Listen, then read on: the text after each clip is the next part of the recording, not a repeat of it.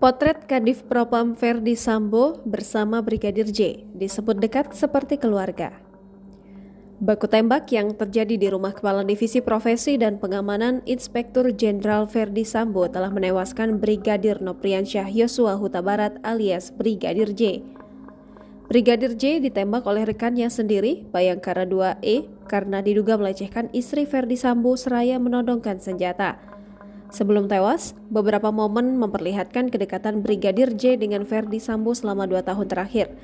Brigadir J menjadi ajudan keluarga Ferdi Sambo dan Putri Chandrawati sudah 2 tahun sejak 2020.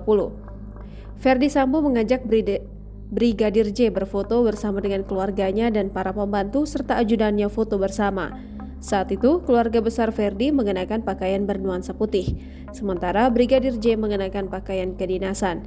Juga tampak Baradae berfoto dalam satu bingkai itu. Di foto lainnya, Brigadir J berfoto bersama dengan Kadif Propam beserta 7 ajudan lainnya dengan formasi segitiga.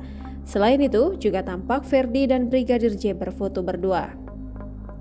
Kedekatan itu pun juga disampaikan oleh ayah Brigadir J, Samuel Huta Barat.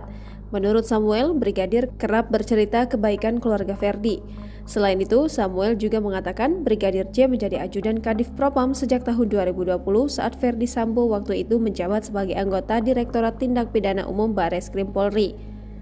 Ayah Brigadir J juga mengatakan anaknya itu tak pernah mengatakan ada masalah dengan atasannya.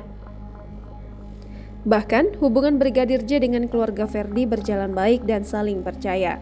Adapun baku tembak terjadi antara Brigadir J dan Baradae di rumah Kadif Propam. Brigadir J disebut tewas dalam insiden baku tembak dengan rekannya Baradae. Baku tembak itu terjadi karena dipicu dugaan pelecehan yang dilakukan oleh Brigadir J terhadap istri Irjen Ferdi Sambo, Putri Chandrawati di rumahnya. Jangan lupa subscribe, share, komen, dan like ya!